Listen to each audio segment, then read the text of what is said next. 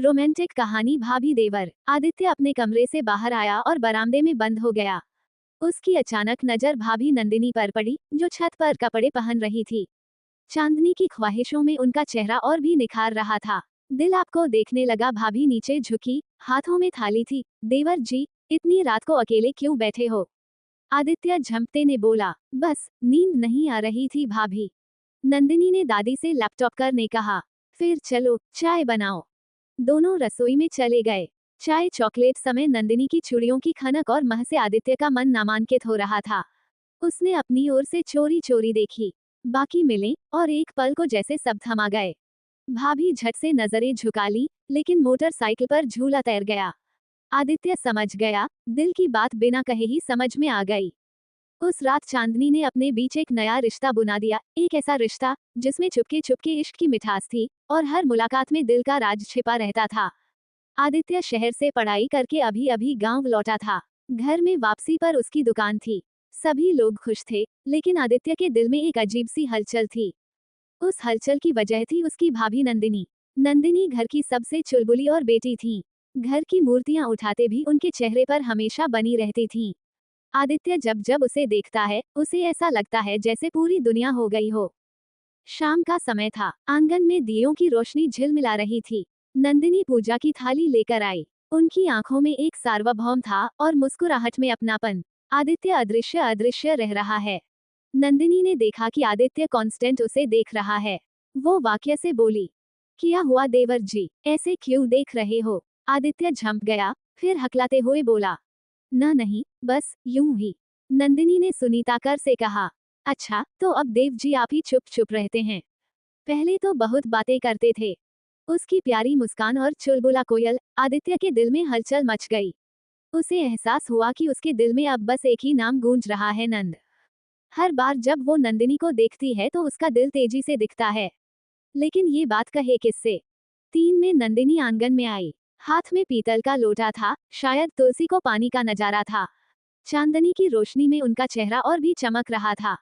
आदित्य ने साक्षात्कार में कहा, भाभी आप चांदनी बहुत अच्छी होंगी ना? नंदिनी रुक गई, उसकी ओर से देखकर मुस्कुराहट। हाँ, चांदनी में एक सर्वमान्य है। क्यों, सितारा भी पसंद है? आदित्य ने नजरें झुका ली। हाँ, बहुत। नंदिनी ने उन्हें गौर से देखा। उसकी आंखों में कुछ अनकहा छिपा था। वो समझ तो रही थी, अनसुना कर गई। मौज मस्ती के साथ बोली, चलो अब तो जाओ, बहुत रात हो गई है। आदित्य बस इन्हें देखें। उसके दिल की हलचल अब और गहराई तक हो गई थी। वो जानता है ये सिर्फ एक आकर्षण नहीं है, बल्कि उसका पहला प्यार है। अगले दिन घर में एक छोटा सा पारिवारिक समारोह था। सभी छात्र आ गए थे। शोर शराबा, हंसी मजाक के बीच आदित्य की नजरें फिर नंदिनी को ढूंढ रही थीं। नंदिनी प्रयोगशाला में सजी थी, हाथों में चूड़ियां, मनोहर पर लव बिंदी। उनकी हर अदा आदित्य को छोड़ रही थी। जब हंसते थे तो लगता है जैसे पूरी महफिल बस उनकी हंसी से खाक हो गई। शाम को जब सब थक गए कर सो गए, आदित्य अकेले आंगन में डूब गया। तभी नंदिनी धीरे धीरे धीरे आई। इतनी रात को अब भी जाग रहे हो? उन्होंने मंजिल आवाज में पूछा। आदित्य की दोस्ती, नींद ही नहीं आ रही भाभी, शायद किसी की वजह से।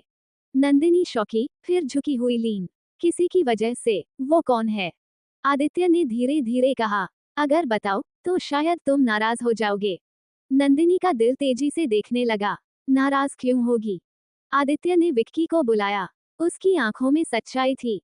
वो आप ही हैं भाभी। नंदिनी एकदम चुप रह गई। उनका मूड काम हिल गया, पर बात करें। आंखों में एक अजीब सी चमक थी, मोहब्बत और डर दोनों की। आदित्य ने आगे कहा, आप पहली बार तो इस दिल की बात भूल जाऊंगा, पर ये देखने पर आपका नाम ही लिखा है। नंदिनी ने नजरें झुका ली। फूल सी मुस्कान आई, लेकिन साथ ही एक गहरी चिंता भी। आदित्य, ये रास्ता आसान नहीं है। उनकी आंखों से साफ था, दिल ने हाँ कहा था, लेकिन जुबान चुप थी। उस रात के बाद नंदिनी कंपनी हो गई। आदित्य के शब्द उनके दिल में बार बार गूंजते थे। आप ही हैं भाभी। दिल को तैयार किया गया था, पर दिमाग को तैयार किया गया था।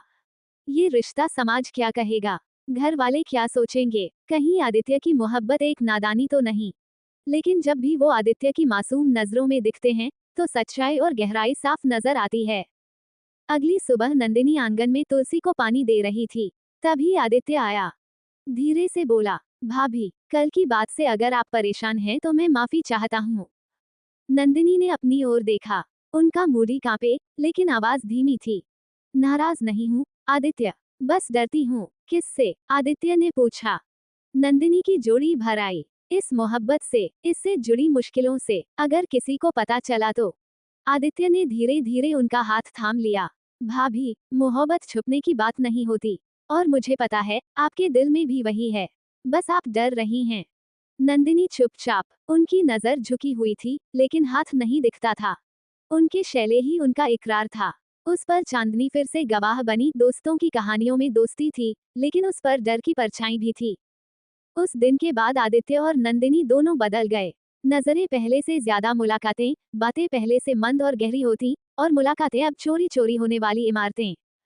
रात को जब सब सो जाते हैं, आदित्य आंगन में रहते हैं। कुछ देर बाद नंदिनी रसोई में आती, पानी बनाकर, कभी पानी लेने का, कभी पानी जोड़ने का। लेकिन असली वजह थी आदित्य से दोबारा मिलना। एक रात नंदिनी ने कहा, तुम्हें डर नहीं लगता? अगर किसी ने देखा तो? आदित्य, चित्र डर तो मुझे तब भी जब तुम्हारी आंखें दूर हो जाएंगी। नंदिनी ने झट से नजरें फेर ली, लेकिन उनका गाल लाल हो उठा। धीरे धीरे ये मुलाकातें उनकी आदत बन गई। कभी बरामदे में बचे चांदनी नजरें, कभी रसोई में रोशनी वाली बातें करते हैं, तो कभी आंगन में बस एक दूसरे को देखते रहते हैं। उनके बीच अब खामोश इकरार था। बिना कहे सब कुछ समझ में आ गया था। लेकिन दोनों ये जानते थे, ये मोहब्बत जनाब मित्र थे, वैसे ही खतरनाक भी। हर बार दिल धड़कता है, कहीं कोई देख न ले। और ऐसे ही डर के बीच उनकी चाहत और गहराई चली गई।